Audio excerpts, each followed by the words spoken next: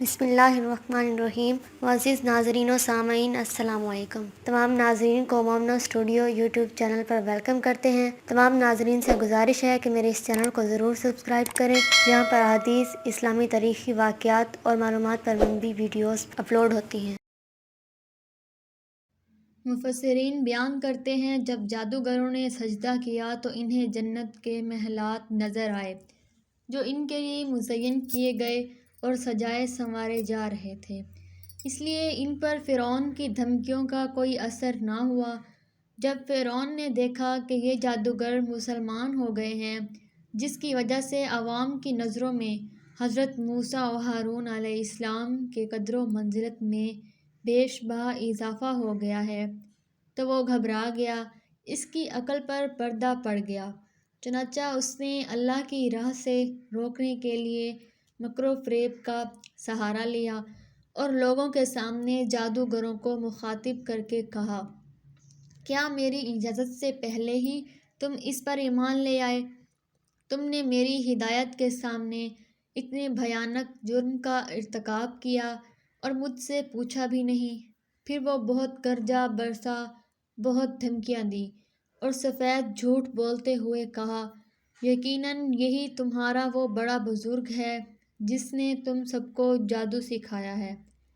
جیسے دوسری آیات میں ارشاد ہے کہ اس نے کہا، بے شک یہ سازش تھی جس پر تم نے اس شہر میں عمل کیا تاکہ تم سب اس شہر سے یہاں کے رہنے والوں کو باہر نکال دو۔ سب تم کو حقیقت معلوم ہو جائے گی اس کی کہ یہ بات سراسر بہتان ہے، اور ہر عقل مند پر واضح ہے کہ اس میں جھوٹ اور ہذیان ہے۔ اس پر تو وہ بھی یقین نہیں کر سکتا جو بالکل نادان ہے، کیونکہ اس کے ملک کے لوگ بلکہ دوسرے بھی جانتے تھے کہ حضرت موسیٰ علیہ السلام سے ان لوگوں کی زندگی میں ایک بار بھی ملاقات نہیں ہوئی، تو آپ ان کو جادو سکھانے والے کیسے ہو سکتے ہیں؟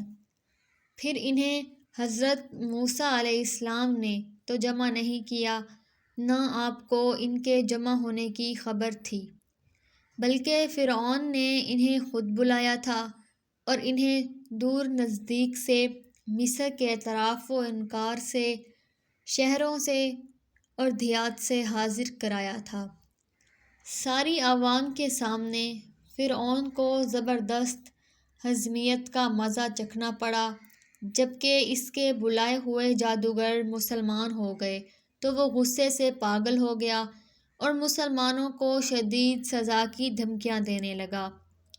سورہ اعراف میں اللہ تعالیٰ کا ارشاد ہے، پھر ان پیغمبروں کے بعد ہم نے موسیٰ کو نشانیاں دے کر فرعون اور اس کے اعیان سلطنت کے پاس بھیجا، تو انہوں نے اس کے ساتھ کفر کیا، سو دیکھ لو کہ خرابی کرنے والوں کا انجام کیسا ہوا۔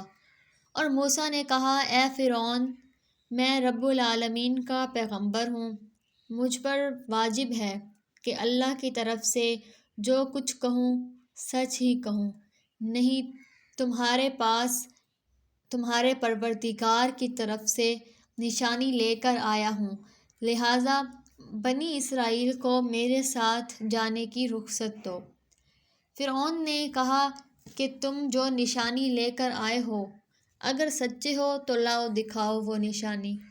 موسیٰ نے اپنی لاٹھی زمین پر ڈال دی، وہ اسی وقت اژدہا بن گئی، اور اپنا ہاتھ باہر نکالا تو اسی دم دیکھنے والوں کی نگاہوں میں سفید براق تھا۔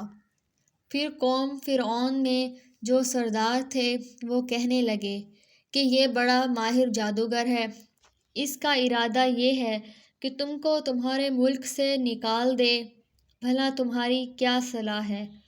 انہوں نے پھر ان سے کہا، فی الحال موسیٰ اور اس کے بھائی کے معاملے کو نظر انداز کیجیے اور شہریوں میں نقیب روانہ کر دیجیے کہ تمام ماہر جادوگروں کو آپ کے پاس لائیں۔